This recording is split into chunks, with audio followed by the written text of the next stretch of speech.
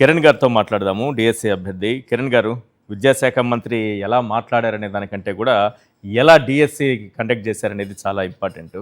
ఇవన్నీ చూసిన తర్వాత మీకేమనిపిస్తోంది? ఏపీలోనూ ఒక కాక్రోచ్ ఉద్యమం వస్తుందని అనిపిస్తోందా? సార్ తప్పకుండా వస్తుంది సార్. హ్మ్. హలో చెప్పండి sir. Sir, I audible? Yeah, clear. Okay, తప్పకుండా వస్తుంది సార్. ఎందుకంటే కేవలం జస్ట్ ఒక ఎంట్రన్స్ ఎగ్జామినేషన్ పేపర్ లీక్ అయితేనే ఇంత యాజిటేషన్ వచ్చినప్పుడు హ్మ్. నేను మీకు ఫస్ట్ చెప్పాను అంటే ఇంకా మాకు న్యాయ వ్యవస్థ మీద, న్యాయమూర్తుల మీద కొంచెం నమ్మకం ఉంది. ఓకే. ఆ నమ్మకాన్ని కోల్పోలేదు. Hmm. ఎందుకంటే కోర్టులో డెఫినెట్ గా 100కి 200% మా వాదనని న్యాయమూర్తులు యాక్సెప్ట్ చేస్తారు. ఓకే.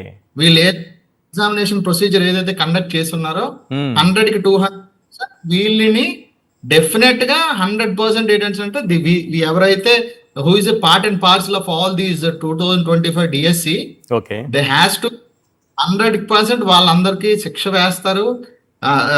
ఇప్పుడు ఈ విషయం ఏంటంటే నైతికత అని ఆయన ట్వీట్ ఆయన చేశారు. ఏంటంటే ఎవరైతే యువత ఉన్నారో వాళ్ళ ఆకాంక్షలను నేను ఆస్వాదిస్తా అంటే యాక్సెప్ట్ చేస్తూ నేను రిజైన్ చేశానని చెప్పేసి ట్రాన్స్లేషన్ లో ఏదో పెట్టున్నారు. Yes. ఇప్పుడు విషయం ఏంటంటే అట్లా అయినప్పుడు ఏంటంటే ఫస్ట్ ఆఫ్ ఆల్ నైతికత అనే దాని గురించి ఇట్స్ మోరల్ రెస్పాన్సిబిలిటీ. అవును. మోరల్ రెస్పాన్సిబిలిటీ ఉన్నోళ్ళు అయితే జీవో నెంబర్ చేసి ఇక్కడ విషయం ఏంటంటే సార్ ఇందాక మాట్లాడుతున్నారు ఏంటంటే ఇక్కడ జరిగిన డ్యామేజ్ కంట్రోల్ చేశారు అని అన్నారు. డ్యామేజ్ కంట్రోల్ ఎక్కడ అంటే జీవో నెంబర్ 4 ఇష్యూ చేసి ఎవరెవరైతే ఎగ్జామినేషన్ క్వాలిఫై లేకపోయినా వాళ్ళందరికీ ఉద్యోగాలు ఇవ్వచ్చు అని ఇచ్చారు. ఇంకొకటి జీవో నెంబర్ 47 ఇష్యూ చేస్తూ డ్యామేజ్ కంట్రోల్ చేశారు. ఏమని అంటే ఈసారి మాత్రమే అట్లా జరిగింది కానీ నెక్స్ట్ టైం నుంచి అట్లా జరగడానికి వీల్లేదు అని చెప్తున్నారు. సో ఈ రకంగా చేశారు. ఇకపోతే ఇంకొకటి ఏంటంటే స్పోర్ట్స్ కోటాలో క్వాలిఫికేషన్ లేని వాళ్ళకి ఇప్పుడు బేసిక్ క్వాలిఫికేషన్ ఎగ్జామ్ ఏదైతే ఉందో డిఎస్సి రాయలేదు వాళ్ళెవరు. అవును. ఇప్పుడు విషయం ఏంటంటే స్పోర్ట్స్ కోటాలో పోస్టులు అమ్ముకున్నారు. ఇదంతా నాన్ సెన్స్. నేను అది ఏం జరిగింది అనేది నాకు తెలీదు. అది సిబిఐ వస్తే వాళ్ళు చూసుకుంటారు. విషయం ఏంటంటే బేసిక్ క్వాలిఫైయింగ్ ఎగ్జామినేషన్ రాయకుండా పోస్టులు ఎట్లా ఇచ్చినారు? అవును. ఇక్కడ 382 ఇక్కడ నోటిఫికేషన్ 421 ఇచ్చారు. 39 చేయలేదు. 382 మందికి పోస్టులు ఇచ్చారు.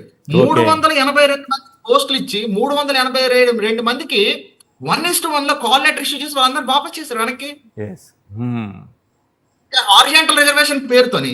ఎందుకంటే వీళ్ళకి 1:1 లో వెరిఫికేషన్, మాకు అందరికి 1:1 వెరిఫికేషన్ అయిపోయింది. 1:1 వెరిఫికేషన్ అయిపోయిన తర్వాత 1:1 అంటే ఏంటి సార్? మీకు పిలిచారు, ఒక పోస్ట్ కు ఒకరిని పిలిచారు. సర్టిఫికేట్ వెరిఫికేషన్ కరెక్ట్ గా ఉంటే ఆ జాబ్ వాళ్ళకే, ఆ పోస్ట్ వాళ్ళకే. I'm 100% qualified but the information has been furnished by మీ.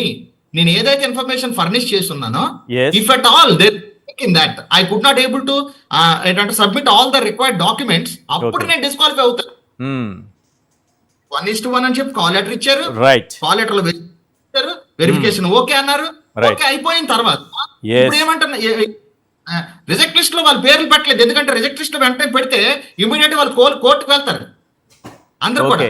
అందుకని అంటారు తెలివిగా ఏం చేశారంటే రిజెక్ట్ లిస్ట్ లో వాళ్ళ పేర్లు పెట్టకుండా చాలా సింపుల్ గా ఏం చేశారంటే వాళ్ళని అట్లాగే హోల్డ్ లో పెట్టి ఏంటంటారు మెరిట్ లిస్ట్ ఇచ్చి సెలక్షన్ లిస్ట్ లో వాళ్ళ పేర్లు తీసేసి